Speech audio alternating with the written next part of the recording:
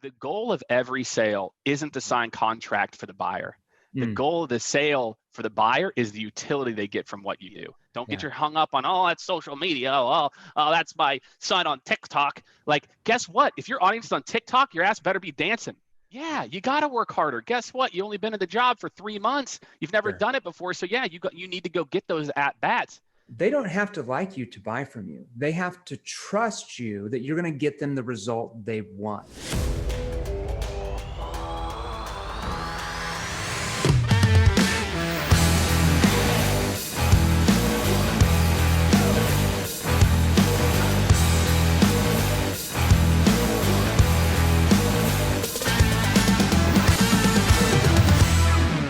All right, so wherever you're at right now, whether you're driving down the road for an appointment, whether you're about to pick up the phone to call a prospect, or maybe you're walking into a boardroom meeting to finalize a deal or contract. Maybe right now, maybe you're doing that on Zoom with everything that's going on. But whatever you're doing right now, I want you to stop and ask yourself, what does it actually take for you to be a top 1% salesperson in your industry?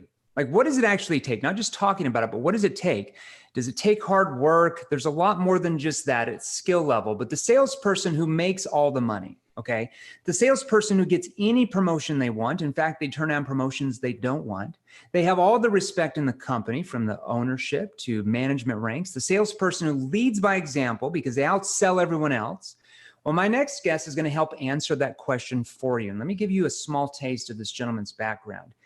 My next guest has worked in sales and marketing since he was in college. Maybe a few years ago, we'll get into that, I'm not sure. But 6 years ago, he was crushing every sales projection in his path. He was a vice president of sales and success at a company called Chartbeat, making mid-six figures of good income, great income, and building a team that helped the company sell $1.2 billion.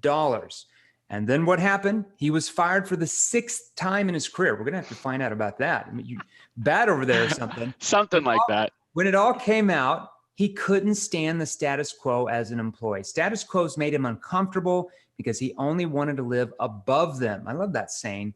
He wanted to keep growing, continue scaling. Thus, he started a company called Skaled. We're going to get into that today. Today, he's on a mission. That's why I wanted him on here, to help salespeople, CEOs, executives scale their lives and organizations as efficiently and effectively as possible. His company has consulted with well over 400 companies, included multiple Fortune 500 companies, and his goal is to change the landscape of sales and transform the way people actually sell. So important in our day and age. Today's world, many sales leaders, as he talks about, still run their teams like they did 15 to 20 years ago. But in 2020, the status quo just will not work anymore. His mission, his company's missions are one and the same: to teach companies to interact with their buyers more efficiently and effectively. Let's welcome to the show, Jake Dunlap. Jake, how are you? Awesome. I'm good. How are you? I like that 6 times. Like, man, is it 6 times? It's somewhere around there. I think that's like directionally Yeah, we're correct. gonna definitely have to find into that. So, hey, I'm excited to have you on here today. You know, I love talking to trainers, sales professionals that understand how to use human behavior to their advantage in the sales process. Whereas I see most traditional sales training is still taught to manipulate, pressure, assume, and it actually triggers sales resistance because it works against human behavior. So we're going to jump into that today. And let's do this. I want to dive right in your story. And let's give our listeners a feel for your background and how you arrived at this point where you're one of the elite authorities on sales, persuasion, sales processes. Maybe tell us a little bit more about your background and how this got started for you. Like, how did you learn all these skills? Yeah. So I started, where you are, man, Springfield, Missouri, and for me, it was, I needed to get a job. I was in college, I had to work my way through college. I worked full time the last 2.5 years, and telemarketing paid really damn well. Right. And so, I had a job at MCI WorldCom. I worked at selling vacation, and that was really it. I was doing telemarketing. I was the guy who would get you to the timeshare pitch. So I had to get your credit card over the phone and get $35 from you, right, to run it. And I realized really quick, man, I I just didn't care, man. No, yes, whatever. It was all the same to me. And I had fun with it. You know, I was like the jokester, and I was closing more than everyone every single night. You know, I'd go to school and then I'd go there at night, and then I ended up waiting tables the rest of college. But Yeah. what that then allowed me to do, man, well, look, when I came out of college and my first job, I worked in professional sports for the Tampa Bay Rays and moved to Tampa right after Springfield, and I destroyed everybody year one. So within the first 16 months that I was there, I moved from group sales to season ticket to one of 2 senior account executives to running the inside sales team with another individual. And it's because I worked in college. You know, too many people, they go to college and they don't learn any skills. Like I was lucky. I got a degree at 5.5 years later. That's a whole other story. And I had a skill when I came out. And I think my skill that I had very early on was the ability to, one, learn from everybody very quickly. I ripped off every single best practice from every other person on the floor immediately. There's no say, I don't care. What do I care about if I do it my way or somebody else's way? If it's working, I'm going to steal it. Right. That was one. And on top of that, learning. I read books like you talked about the human psychology. That's what always interested me. And when I kind of realized maybe 2 years into my professional sales career, oh, this is my path. Like I like sales. I like the human interaction. I like the psychology behind it. And then later in my career, maybe 4 or 5 years later, when I went to a company called Career Builder, is when I learned the science of sales. That sales is a process. I had a manager, and I've told this story a bunch, but I think it's an important one for people to hear. And where he said to me, I was at Career Builder. There were 8 people in this training class, and I hadn't sold anything. I was second to last. There's me and only one other person. I'm like, oh my God, what's going on? My leader pulls me in, or the director, my boss's boss. And I was like, dude, I don't know what's going on, Evan, because I was really successful in sports, very successful in selling. And he goes, Jake, and he listened to my call. He goes, Jake, why aren't you following the script? I was like, script? You know who I am? I'm Jake Dunlap. I don't follow scripts. I'm out here wheeling and dealing. He goes, dude, let me ask you a question. Do you think we train 1,000 people on a sales process that doesn't work? And it was like a light bulb. It didn't just go off. It exploded in my head. I'm like, well, no, probably not. He goes, dude, drink the Kool-Aid. Just execute the process. I closed $60,000 in new business the next month, got promoted to leadership 2 months later. And so for me, and that was when I was 27 at the time. That is where I realized I understood the behavioral dynamics, and that made me naturally good. And when I put the science behind it, that's when my career really started to take off. Is like I was able to appreciate both sides of it. And there's more to it than that, but we can jump into some questions. It's so true, because what a lot of, in my background is behavioral science. That was what my degree was in, behavioral science and human psychology. I'm still like 9 credits away from graduating. I dropped out my senior year with 9 credits left. Crazy. I was making too much money as a salesperson like you, right? I'm like, why do I even need a stupid degree? This is just boring, right? Just a waste of my time. I couldn't get through college algebra. That's my main stumbling block. But it's so true. You know, according to, behavioral science, when you're talking to a person, let's say a prospect, okay, they are picking up on social cues, okay? Typically within the first 30 seconds of a call, of a meeting, of an inbound lead, outbound lead, cold call, doesn't really matter. B2B, B2C, it's all the same. Humans are the same. They're picking up on social cues based on your tonality and what you say or what you're asking that cause one of 2 reactions. If you don't know how to do that the right way, if you don't know how to ask the right questions to get them to engage, it typically will trigger sales resistance with people. And that's where they throw out objections like, we don't need that. We already have it. Can you call me back in a week, a month, a year later, right? That's the cue they're getting from your tonality and what you're saying or asking. If you know how to ask the right questions in that first part of the conversation with the right tonality, the right verbal pausing, it causes them to be so curious enough that it almost forces them to feel like they have to engage to find out what you're actually doing. So we have to understand, like you said, selling is not something you're born with. Selling something is acquired. Selling is something that you learn how to do. Just like you learn how to play golf. You're not born 100%. Out of your mother's womb knowing how to play golf. You have to learn. So let's jump right into this conversation, because I was on YouTube watching a lot of your stuff in the last couple of days, just so our listeners understand, when people talk, or when you talk about modern outbound in sales, we have a lot of different types of salespeople on here. What does that look like? Yeah, well, I think the key is the channels are evolving. Meaning, like, let's say before, if you're a car insurance, you got the phone. Phone's your best buddy, right? You're pounding that thing. I had a very brief stint doing that for insurance. I was at Gopher making, they 100 something 50 calls a day, slanging State Farm or something. But I feel like the channels have evolved. And for all of you, like, I want you to think about LinkedIn. I'll talk about LinkedIn, for example. LinkedIn and social channels. What does your digital presence look like? If I Google your name right now, because that's what people do. I'm getting ready to write you a check or whatever it is. I might Google your name, et cetera. What does your digital presence look like? I would really encourage everyone to do that, because guess what, guys? Face to face for a lot of you ain't happening. Therefore, it's digital. So I'm at my computer. I'm like, man, who is this Brett Parsons kid? What shows up and how do you represent? Do you represent yourself as an industry expert, or do you talk about all your sales accolades? Too many people, they're too focused on talking about, as opposed to me, when you come to my LinkedIn profile, you say, this is a guy who knows what he's talking about sales, not all my accomplishments and things I've done. Now, there's elements of that in there. But I really feel like when you talk about modern tools, it's meeting your buyers where they are, whether that's social, and again, email is getting tough, right? Email can be tough to cut through, but if you're going to do, it's still a major channel. But the key is personalization. You got to be personalized. If you don't understand your buyer's pains, and I don't think that is the biggest pet peeve I have right now with sales. And it's more with leadership. I don't think leadership is doing a good enough job of educating our sales generation. And by the way, don't rely on leadership. You go out and do it your damn self. You don't need a leader to tell you to do this, but do you understand what that person's job is? If you don't know how a company makes money or what somebody's job is, you can't help them. And I've had that mantra for a long time, and I've trained, hundreds of sales reps, because of this. Yeah. I love that. It's so true. It's like, how are you positioned on social media? Or like you said, are you positioned more as a trusted authority? Or are you that's there to help them solve problems? Like, you're a problem finder, you're a problem solver? Or are you positioned more as a salesperson who's just trying to sell something to somebody? That's right. It's all product. Hey, look at my company. Look at what we do. Here's what we did. Do.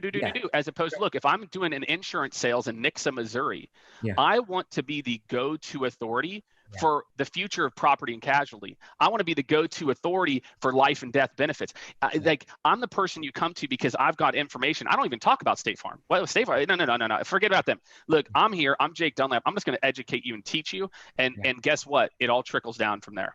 It's so true, because when your customers view you as the trusted authority, the expert, it doesn't matter really what you charge for your services. They're never going to go with the other salespeople because they view them as just another salesperson who's trying to stuff their solution down their throat, and they commoditize them. Okay. You never want to be commoditized as a salesperson. Otherwise, they're just going to negotiate price. You're just price. Selling price, product, and you're going to be broke. Now, besides the leadership problem, because I know you just brought that up, what are you observing are some of the biggest challenges that sales teams are seeing in their outbound strategy today? Well, again, I think it's a lot about the channels, and I think it's a lot about relating to people digitally. Meaning a lot of these people are used to face to face. Oh, Jim, I go have a bar and a drink and a blah blah blah. How do you develop relationships based on business acumen, which is kind of what we're talking about before, but that is the key. I can tell you, decision makers right now are busier than ever. And what every executive wants is make me smarter. I want to be smarter, and I want to make zero decisions. And so what that happens is in the sales process, and maybe I'll go further, where I see so many people lose deals. Is they don't talk about what happens next. And you lose most deals that all of you lose is no decision. All of you don't lose to competition 9 times out of 10. You lose to status quo. And a lot of that is in a room that you weren't a part of, whether it's a husband and wife or whether it's in a board meeting. They sat around and said, man, who's going to implement this thing? Oh, do we really need that car? Do we really? And if you don't talk about the implementation, look, we're going to take care of you, Jeremy. Jeremy, the best part is my team takes care of everything. Here's step 1, 2, 3, 4, and my team's going to handle that. Now, there's a lot of work for them to do. Don't get me wrong, but we are going to PM that. And I really feel so. If you talk about trends in sales, and not just the outbound process, you got to explain to people how you're going to make this easy for them to move forward. And again, as an executive, educate. So what we're really seeing in outbound is a little bit more nurture type activities than going straight for the meeting on number one. So again, maybe I'm going to educate you with a couple pieces of content first, build up a little of that relationship capital, and then come over with the call to action. So that's how that's playing in Outbound. But I think in the sales process, you got to talk about the project management aspect. You got to talk about, look, and the best part is when you go to your wife, I'm going to take care of the servicing. I'm going to take care of this. I'm going to take care of this and this and this, You're and then talking make about, it easy for them. Once you solve the problem, where will the future state be? Right? You're talking about, how do I get to the future state? You're talking about, here's how we help you solve these problems and get the results that you want. You're not just focused on the problems. You have to do that first, but then you're also at the very end, in the middle of the conversation, you're focused on where they can be once they have these problems solved. Like, what does their future state look like and how you're going to be there to help them. I love that. Now let's talk a little bit. And I just want to add to that, Jeremy, real quick. It's the future state and what happens after you hit what happens after I write you a check, or I sign a contract. Too many people, the goal of every sale isn't to sign contract for the buyer. The goal of the sale for the buyer is the utility they get from what you do. Sure. And too many people don't realize, they don't talk about what happens post-signature, because to their mind, it stops there, but it doesn't for the buyer. So if you don't break down that barrier of in really overly talking about what you're going to do after, hey, this new SUV you bought, you're going to be going off-roading. Where you guys like to off-road? Amazing. So now, hey, guess what? I'm going to send you, once we close the deal, I'm going to send you a package of the top off-roading places outside of Austin. That is what I'm talking about. You're talking about, like, you're giving them the next steps of what are going to happen, so they see that in their mind. Is that what you're saying? Exactly. That's exactly when they see that in their mind, they're like, okay, here's where I'm going. Let's talk a little bit about the pandemic right now. So we're about 8 months into, quote unquote, the new normal or whatever. I know there's a lot of people that have mixed feelings of COVID and all that stuff, but sure, what impact is COVID having on outbound and prospecting right now in your mind? Yeah, I'll tell you what, it's really affecting a lot of the face-to-face and enterprise sellers. I think, again, it goes back to this digital experience that I said, that it's also, so there's that idea of that digital reputation I talked about, and that being more important than ever. And I'll talk about, like, LinkedIn to me is just a perfect example. Yeah. A lot of you used to network in your local communities. You'd go out, you'd go to the chamber, you go do whatever that you chamber or whatever events you did, right? My question is this, guys, those exact same professionals are all on LinkedIn. 100%. Why aren't you connecting with 20 to 30 of them every single day and then putting out relevant content to nurture them? I'm telling you, and if you go out and purchase LinkedIn Sales Navigator, for example, it's about $70 a month. You can connect with 82 new people in your target market in 12 minutes. 12 minutes, 82 people. You should be doing that every single day. You need to grow your network digitally, because that's how people want to interact. There was a study Gartner released. It was literally just a few weeks ago. And they said that 80% of millennials, and guess what? Millennials are now involved in 40% of purchase decisions. 80% never want to talk to a salesperson. Right. That's right, my friends. So guess what? You better start to up your game and get some new plays in that playbook. If your whole thing is like, I'm Jake, the likable guy, I think you're in trouble. As opposed to, I can interact, I'm going to add value, etc. You've got to be, again, when you go to that Chamber of Commerce event, what do you want? You want that speaking spot. On LinkedIn, I can connect with the exact same professionals and give myself the speaking spot by putting out a post. And you guys, it's the same play. It's the same play digitally. Times 1,000, because you can exactly. It's exactly. A no-brainer. So you got no problem speaking at a chamber event. Yeah. That's all we're talking about. Don't think of it like social media. Don't get your hung up on, oh, that's social media. Oh, that's my son on TikTok. Like, guess what? If your audience is on TikTok, your ass better be dancing. You know, like 100%. That's my point. Yeah. Well, I think you brought up something that a lot of people don't really think about, because I think a lot of salespeople still read books from like the 20s and the 30s and the 50s and the 60s. I love those Zig Ziglars, man. I still love that. I love the stuff, love the motivational stuff, but a lot of these sales trainers talked about, oh, well, people have to like you and you have to be really likable to make a sale. Okay, let me make sure you understand, because you hit the same thing. People in our day and age, they don't have to like you to buy from you. They have to trust you that you're going to get them the result they want, okay? Far more people are going to buy from you if they trust that you can get them the results that they want, rather than just like you. Think about Grandma Betty. Grandma Betty's trying to sell you her latest, greatest MLM potion. You love Grandma, you like Grandma, but you're not going to buy from her because you don't view her as the expert. You don't view her as the trusted authority to get you where you're wanting to go, okay? Likability is good, but it's not the most important time in our day and age. It's all about, how do they view you as more of an expert that's going to get them the results they want? They don't necessarily have to like you or hang out at the bar with you or hang out and watch the game with you. They have to trust that you're going to get them where they're wanting to go. What are your thoughts on that? That's exactly it. That's how I look at it. When I'm thinking about some of the first sales teams I'd build out, what I'd say to them, I ran the Pacific Northwest for a company. And so I'm like, look, John, you don't need another friend in Seattle. I don't need another friend in Portland. I don't need another buddy in Salt Lake. You know what I need? A partner, a business partner. I need someone who's going to do business with us. And I think it's both. The answer is not, look, that's what separates to me is the B's from the A's. Yeah. If you are either overly a relationship builder, you might be able to get by and be a solid B- player, B player. On the flip side, if I can train you in a process of like, this is how you run a discovery, this is how we demo, this is how we do this, and I can probably get you to B- or B. It's when you combine those two that like I lead with the business value. Sure. And then it's maybe that you don't have to, again, to your point, you don't have to like me. I don't need a new friend, but you're like, look, this guy's passionate. Yeah, you don't want them to hate you, but you can just be kind of right there you can just be kind of right. You totally can be, man. I love, man, anytime I know I'm up against an older school company, I love it for us. We've got 35 people now in our business, and we destroy them because they rely on the relationship and the old school, mentality and baggy suit bullshit. And we're in there talking modern practices and we're talking about the future. Like what works now and what's going to work going forward, not what worked in 1995, 100% right. Now, if there are, in your mind, if there are one or two things that you wished sales teams would cut out of the playbook, we've kind of talked a little bit about it. What would those be though?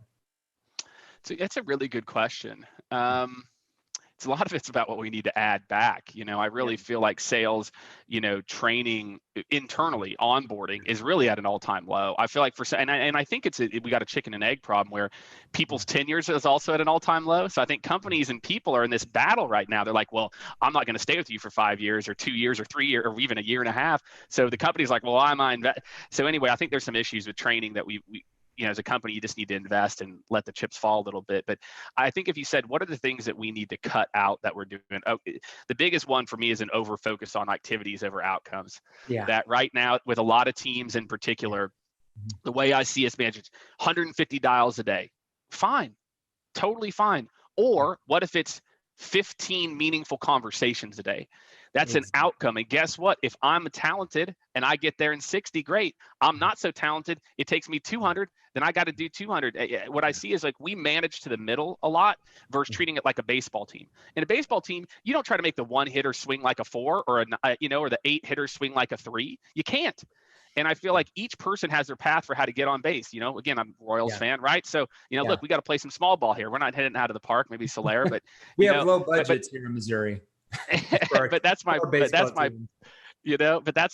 is, I think I would like to see us cut out of the playbook and over focus on activities versus initial outcomes. And that could be meaningful conversations. It doesn't have to be meeting set or deals. It's that step before. It's so true. We one of our largest clients is Google AdWords. We trained 4 of their larger divisions. And when we came into their operations, very unique setting. It's just completely different than most companies we've dealt with. But their biggest thing was, talking about, each salesperson, their goal is to do 100, 150 calls a day. But there never was an outcome to that. It's like they were just dialing. They're like, we're hitting our numbers, but we're not making any sales, or we're making hardly any sales. We're hitting our numbers. We're working hard. We're coming in an hour early in the morning, staying an hour later today. We're hitting our numbers, but our sales are down. You're right. We have to work on, I would rather focus on training salespeople to focus on the quality of the conversations rather than the quantity, because that's going to get you sales. That's going to get you the results. You have to learn the right questions to ask to have quality conversations. But anytime you hear that it's just your hustle muscle, you just got to outwork everybody, that's just a full sales trainer that basically says, hey, what I'm training you doesn't really work that well. So I love that. And guess what? Or when you're learning, you got to work harder. Guess what? You only been in the job for 3 months. You've never done it before. So you need to go get those at bats. Yeah. Right. But for so many people, again, we manage to the middle as opposed to the individual because it's easier. Yeah, I totally agree. Now, what is a big reason? We're seeing a lot of companies right now, kind of delayed decisions, like they're kind of delaying decisions. In your mind, what is that? What is the reason why so many companies are stalling buying decisions in the marketplace right now? We're not seeing that, man. Like, I think that it depends on the industry you're in, of course, right? There's certain decisions that the excuses, my friends, of like, this is really interesting, but oh, COVID, we got to wait till Q1. Oh, this is really great. We've got, guys, this has been happening before COVID, since the beginning of time. I feel like, look, I'm telling you right now, go look at the stock market, okay? That tells you how companies are doing. Guess what? They're not doing that bad. And so again, if you sell into a very specific industry, I get it. My first challenge would be, are you getting the same old excuses? And are you just, and instead, are you being sympathetic versus empathetic, where you're like, oh, but it is COVID. Yeah. So that's okay. Or is it like, nah, they got budget, man. Come on. We just had a client, literally, we've got an inbound lead, big, large corporate, right?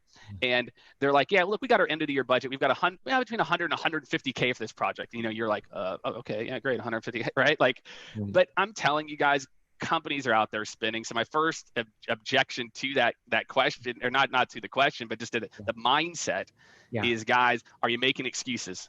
Are you making excuses for why you're not out there getting it done? If not, and if you are in an industry that's affected, nurture your face off. Connect with every single buyer. Connect with everyone. It goes back to that LinkedIn strategy. Keep connecting with everyone. Nurture. Top of mind. Well, one of the reasons why so many buying decisions are stalling in different industries, it depends on the industries, is because companies typically forecast 2 to 3 years out on where they want to go. Right now with COVID, a lot of companies in different industries are focused on like, where are we going to be at 90 days from now? So you as a salesperson has to be even sharper than you've ever been before, because what we each have to understand is that during times of like economic contraction, so in times of like economic prosperity, salespeople sometimes get lazy when they're selling, right? But when it comes to economic contraction, every shortcoming in your sales ability will only be magnified, and you'll lose even more sales than you were losing before. So I want to ask you this question.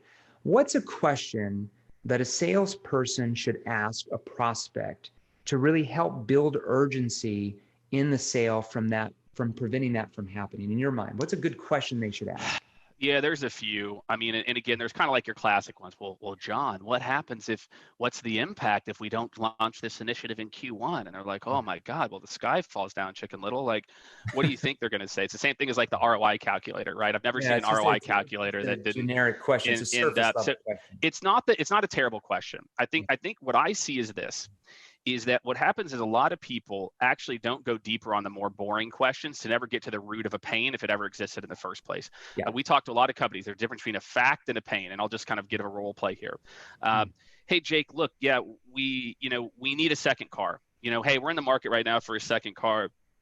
Oh, okay. Well, why is that? They asked the first question. Well, we're getting ready to have our second baby, blah, blah, blah, blah, blah, blah, blah, blah, blah, blah, blah. And then the salesperson goes, this is it. Let me show you the car. Keep going. Okay. Well, great. Well, I mean, look, you already have a 4-door sedan. Why do you need, why is now the right time? Right.